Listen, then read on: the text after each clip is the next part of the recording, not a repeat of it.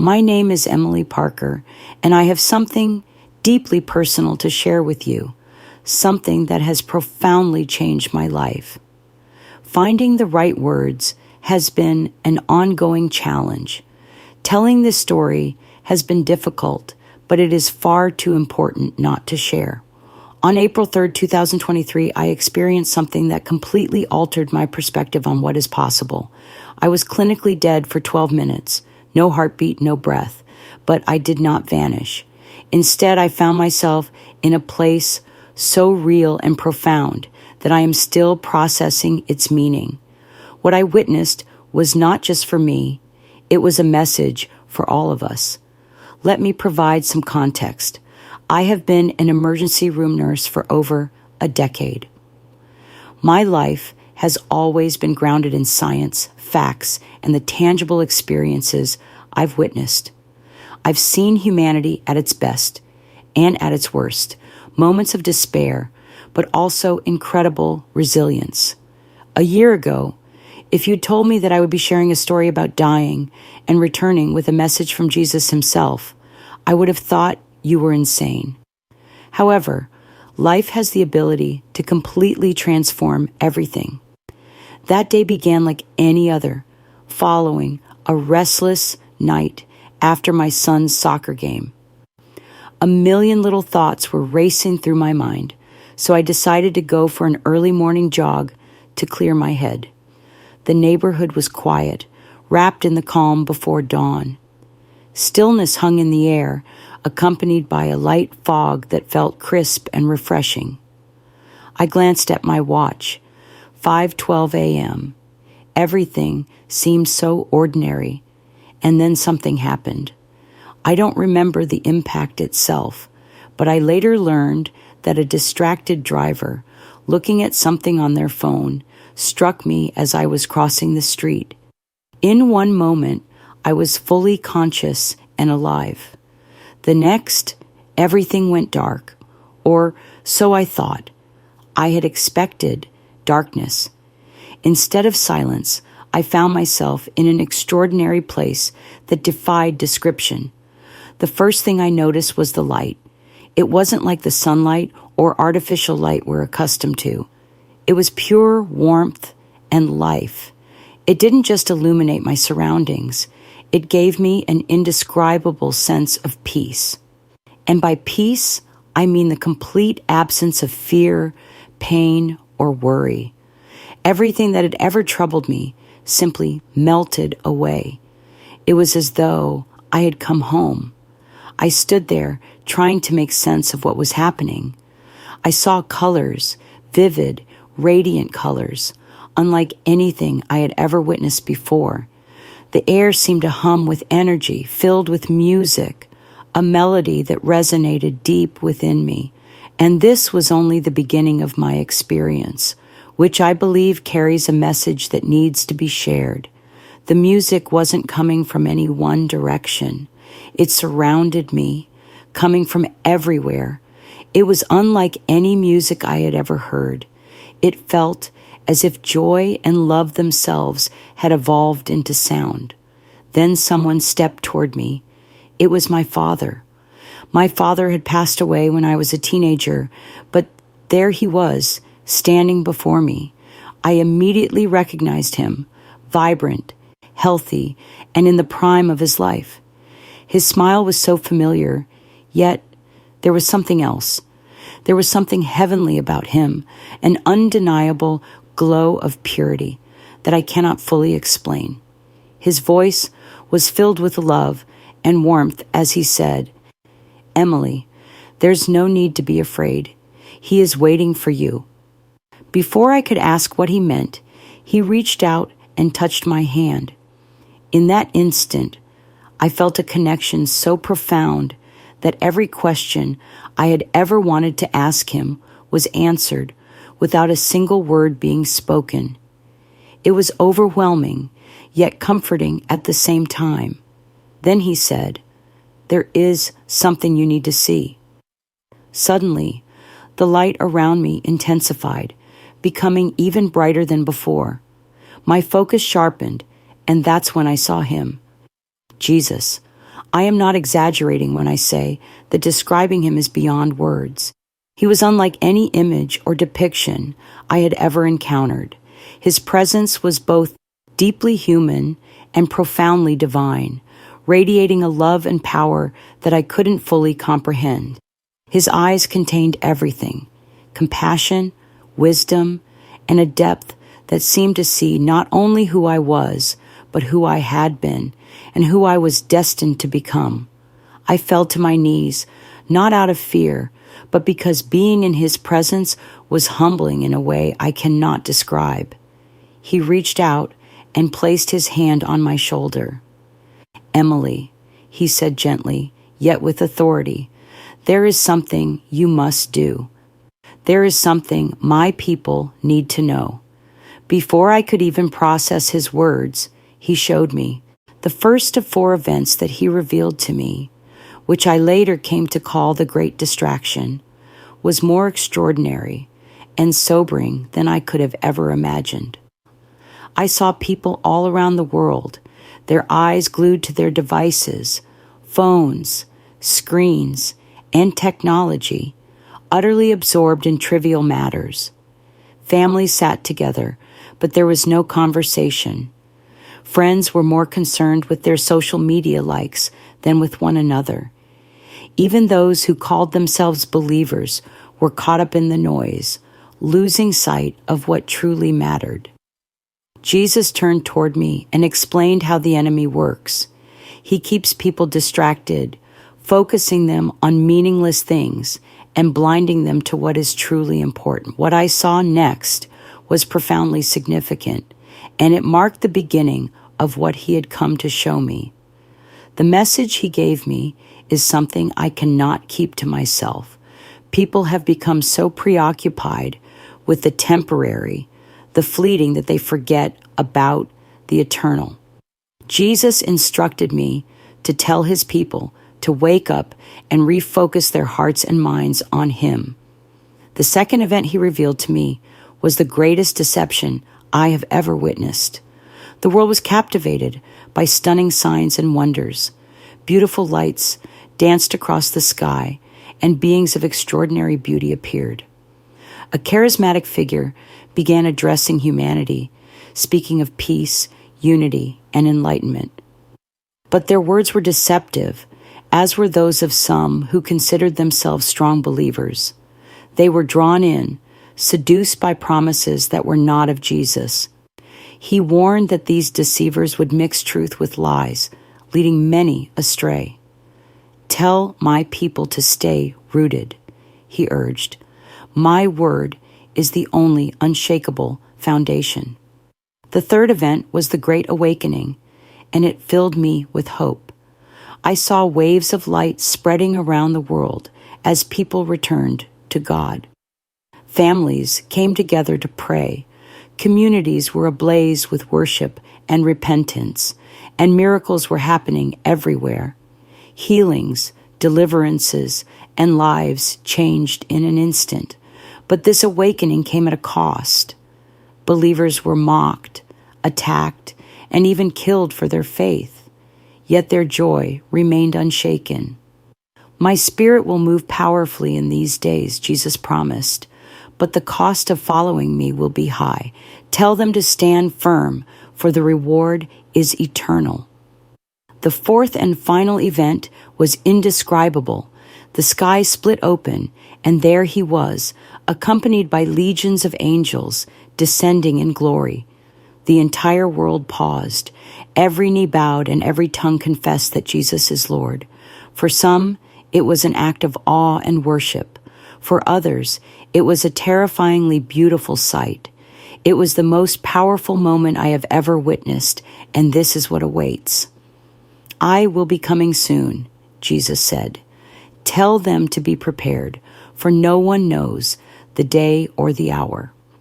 As the vision began to fade, I found myself still kneeling in front of Jesus, overwhelmed by what I had just witnessed. His gaze never wavered, as though all of creation could pause while he spoke directly to me. His words had etched themselves into my heart. "Emily," he explained, is what I want my people to know. The world is entering a period of unprecedented change, Jesus said. You have seen what is to come, but remember this. I am always with you, and I am with my people. My love and promises are unchanging, unbreakable, even in the face of adversity and chaos. Those who place their trust in me will experience peace that surpasses comprehension. He paused, and the light surrounding him seemed to grow even warmer, as if his very presence could dispel all fear. Even you will have days of doubt, he continued, but keep in mind that I chose you for this message. Not because you are perfect, but because you are willing to trust in my strength rather than your own. Remember that this message is not yours to carry alone. My Spirit will guide you and provide the words when the time comes. Before I could respond, he placed his hand over my heart, and in that moment, I felt a rush of deep, overwhelming love that brought tears to my eyes. Tell my people, he said, that I understand their difficulties, fears, and failures. I am not unaffected by their pain. I am the God who heals, restores, and makes all things new. They were never alone. I'm always with them. His hand lifted, and the brilliance of the light around us began to shift. I could feel the experience drawing to a close. Emily, he said, his voice full of gentle urgency, it's time to go. Your work is not finished. Inform them that I am on my way right now. Everything around me changed. The vibrant colors, the music, and the overwhelming peace all seemed to collapse inward, drawn through a pinhole of light. Then I felt a jolt, a pull, and a rush of sensation as I was pulled back into my body. The first thing I noticed was the pain in my chest, as though a fire had been reignited within me. My lungs heaved desperately, drawing in air like never before. I opened my eyes and saw the faces of paramedics hovering over me. Their expressions were a mixture of shock and awe, as if they couldn't believe what had just occurred. It's a miracle she's back, one of the paramedics said, his voice trembling. We've got her back. I could barely move or speak, but the tears streaming down my cheeks were not from the pain. They were from the overwhelming gratitude I felt for what I had just witnessed. I wanted to tell them everything, to share the message, but the words wouldn't come. Instead, I gripped one of the paramedics' hands tightly, trying to convey with that simple gesture what I couldn't put into words. In the days that followed, my physical and emotional healing was truly miraculous. Despite being hit by a car, my injuries were far less severe than anyone could have predicted. I had broken ribs, bruises, and a concussion, but there was no internal bleeding, no fractured bones, and no spinal damage. The doctors were baffled, calling my recovery rapid and almost inexplicable, but deep down, I knew the truth as I lay in that hospital bed. During those early days, I replayed everything I had seen and heard. My Father's voice, Jesus' presence, the visions of what was to come. Each moment etched itself deeper into my heart, filling me with an unshakable conviction and clarity. This was not just for me. I had been given a message that I needed to share. No matter how difficult or unbelievable it may seem, my return to normal life was anything but ordinary. Physically, I was recovering quickly, but emotionally and spiritually, I struggled with the weight of what had happened.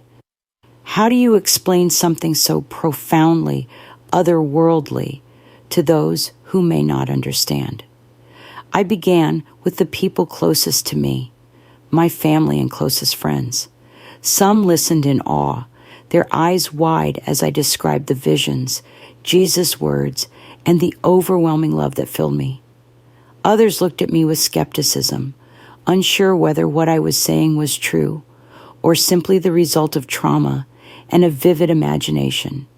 I reminded myself of Jesus' warning that some would have doubts and mock me, but those who could hear would understand and prepare. The challenge was not only sharing the experience, but also living it. How could I return to my daily routines knowing what I now knew? Each morning, I would wake up with the memories fresh in my mind, asking myself, what can I do today to convey this message? I began journaling every detail, hoping to capture every word, image, and emotion with the utmost accuracy. I started praying like never before, not only for myself, but for those I was meant to reach. I asked God for strength and wisdom, hoping He would use me as an instrument of His will when the time came. As the days turned into weeks, opportunities began to emerge. Conversations that I would never have initiated seemed to arise naturally. Friends, and even strangers, began opening up to me about their problems, doubts, and fears.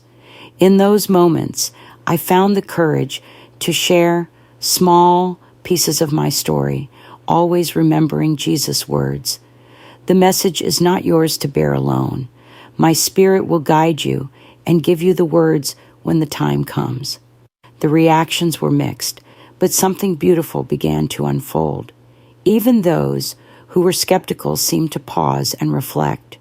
Seeds were being planted, and I realized that my role was not to convince anyone, but simply to share what I had seen and trust God with the rest of the work. My physical strength and resolve returned, and I began speaking in small groups at church, meeting with friends over coffee, and even talking to medical colleagues who were interested in my miraculous recovery. Each time I shared my experience, I felt a stronger connection to the message and the people I was speaking with. However, it wasn't without challenges. There were moments when I doubted my own sanity. What if they were right? What if it wasn't real? In those times, I would close my eyes and recall the light and warmth of Jesus' presence. His love filled every fiber of my being. This is real, I would remind myself. This is my purpose. I was also ridiculed by some people. They flatly dismissed my story, calling it a hallucination or a near-death delusion. Others questioned my motives, accusing me of seeking attention or trying to create a sensation. These moments stung deeply, but they only deepened my reliance on God. Whenever I faced doubt or criticism, I would remember Jesus' words, "Trust in my strength, not your own." This truth dawned on me gradually. My story wasn't only about the extraordinary experience I had, but also about the everyday decisions I made to live out the message I had received. It was about encouraging others to return their hearts to God, to refocus on what truly matters, and to prepare for what is to come. This journey has taught me that faith is not about having all the answers. Rather, it is about trusting in the one who stands firm in the face of doubt and persecution, knowing that his promises are unbreakable.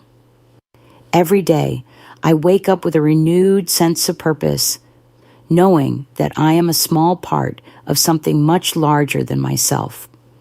Every time I tell this story, I pray that it touches the hearts of those who need to hear it, just as Jesus intended. The task is not easy, and there are still moments of doubt and fear, but I continue to hold on to His words. "You are never alone. I am always with you.